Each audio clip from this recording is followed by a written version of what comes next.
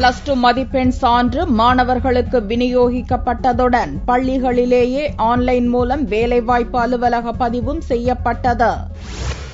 +2 தேர்வு முடிவு மே மாதம் 9ஆம் தேதி வெளியானது.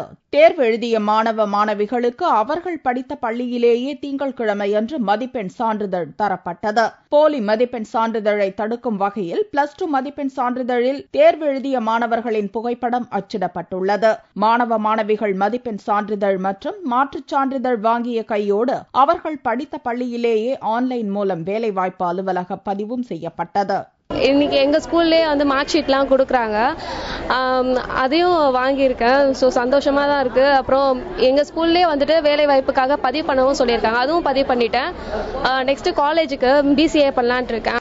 மார்க் ஷீட் கொடுக்குறாங்க. இன்னைக்கு மார்க் ஷீட் வாங்கியாச்சு. எம்ப்ளாய்மெண்ட்டும் பதிவு பண்ணியாச்சு. எம்ப்ளாய்மெண்ட் ஆஃபீஸில் போய் லைனில் நிற்கிறத விட இங்கே பண்ணிடுறாங்க. இது ஈஸியாகவும் இருக்கு, சீக்கிரமும் முடிஞ்சிருது. அடுத்து காலேஜ் பண்ணலான்னு இருக்கேன்.